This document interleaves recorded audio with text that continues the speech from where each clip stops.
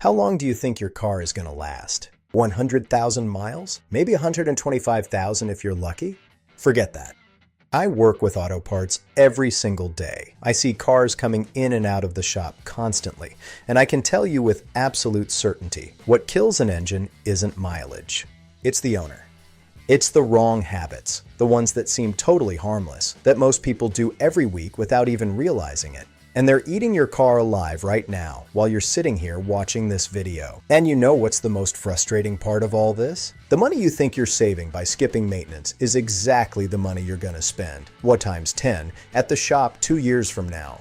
You pay cheap today, you pay big later. Every single time. That's a law of mechanics no owner's manual is ever going to tell you. But today, I'm going to change that. I'm going to give you my 7 rules, the same ones I'd use on my own car, the same ones I'd pass along to my brother, to my dad, straight talk, no runaround, and I'm not selling you a damn thing. If you follow this, your F-150, your Silverado, your Camry, your Accord, whatever you're driving, it's going to roll past 150, 200, even 200,000 miles without turning into a nightmare on 4 wheels. Let's get into it.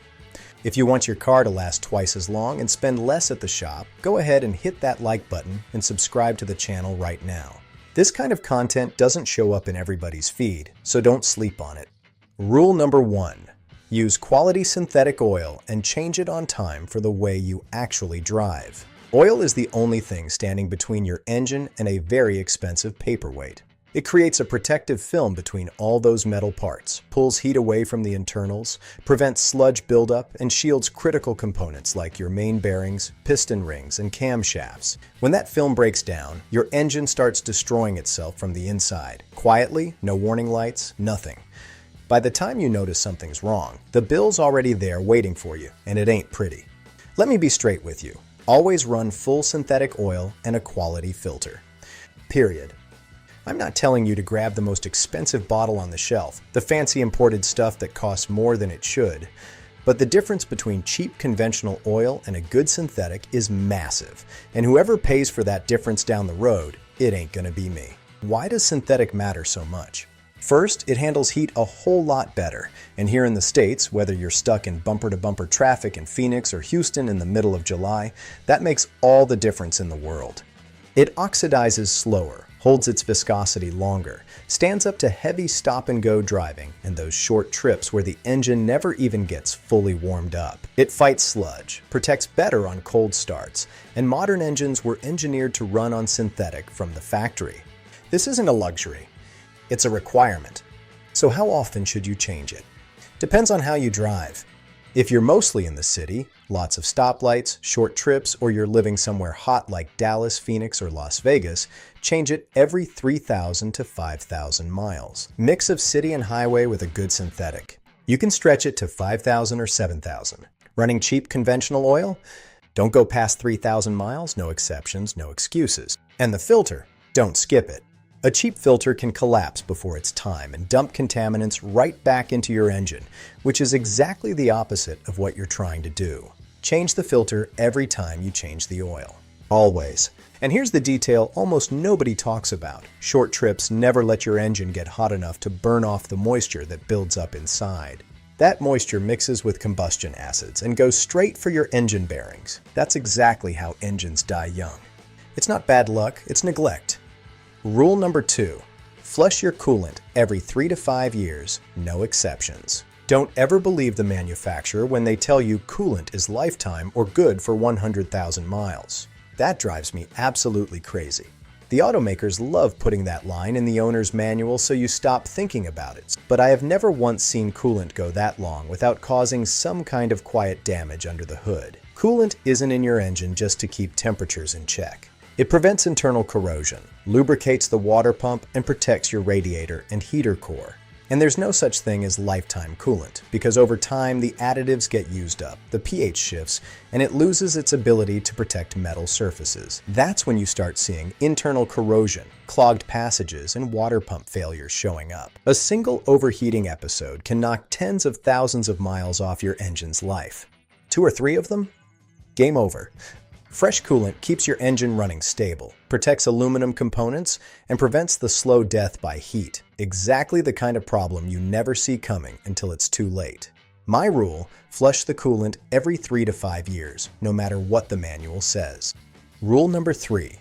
Change your transmission fluid before it starts complaining. Automatic transmissions don't just blow out of nowhere. They fail because the fluid was never changed. This is the most ignored rule of all, because manufacturers and dealerships love throwing around terms like sealed transmission and lifetime transmission fluid.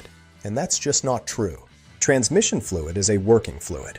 It deals with heat, friction, and hydraulic pressure every single time the car moves. Over time, it breaks down, loses its friction modifiers, and stops protecting the clutch packs, bands, and valve body.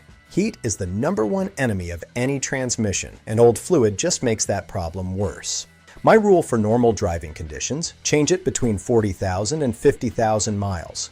Now, if you're grinding through heavy rush hour traffic every day in Chicago or Atlanta, doing deliveries, driving for a rideshare, or towing regularly, move that up to somewhere between 25,000 and 30,000 miles. And here's the worst part. By the time you start feeling the symptoms, the harsh shifts, the slipping, the shuddering, the damage is already done inside. Fresh fluid is cheap. A full automatic transmission rebuild? That'll run you anywhere from $3,000 to $5,000 easy, and that hurts in ways you don't forget. Don't wait for the problem to show up before you do something about it. Rule number 4. Change your engine. Air filter regularly. You're not going to make it to 200,000 miles if your engine can't breathe. At the end of the day, an engine is basically one big air pump. The quality of the air going into it determines whether it runs clean or suffocated. My rule: change the air filter every other oil change, or every oil change if you're driving in dusty conditions, excessive heat, or heavy stop-and-go traffic. People seriously underestimate how fast that filter clogs up, especially if you're out in the Southwest, Arizona, New Mexico, West Texas, or driving on dirt roads and gravel regularly. The consequences are no joke. A clogged filter causes a rich fuel mixture, carbon buildup, hotter combustion, worse fuel economy, worn piston rings, and extra strain on your catalytic converter. A dirty filter doesn't just hurt your power. It affects engine temperature and long-term wear. Clean air means clean combustion, and clean combustion means an engine that lasts. Rule number 5.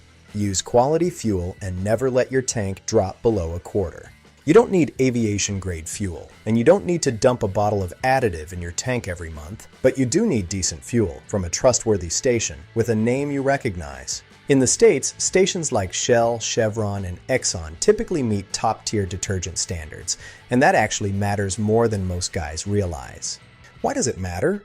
Fuel with a good detergent level keeps your injectors working the way they're supposed to, prevents carbon buildup, reduces misfires, lowers combustion temperature, and extends the life of your catalytic converter. Basically, you're cleaning your engine 1 mile at a time.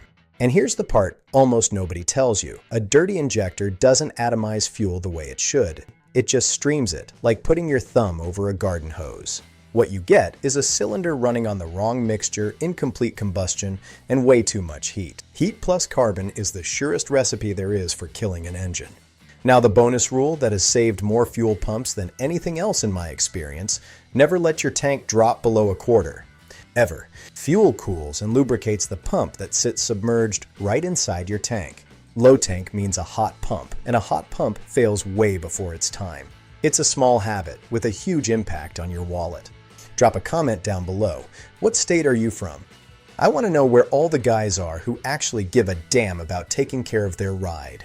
Rule number 6. Use a P-based fuel injector cleaner every oil change. Every 3,000 to 5,000 miles, use a P-based injector cleaner additive. I use one every single oil change, without fail. What is PA?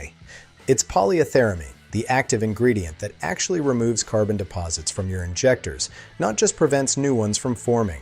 The cheap stuff you find at the gas station counter is mostly alcohol, and alcohol does not dissolve the carbon that's been baked onto your injectors for months. PA breaks down that hardened carbon and restores the spray pattern your injector was supposed to have all along.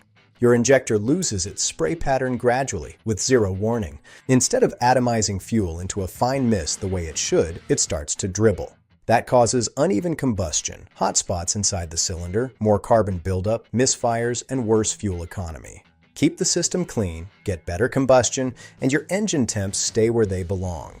Quality fuel, tank always above a quarter, and a good PEA additive. That combination keeps your engine running strong for a whole lot longer.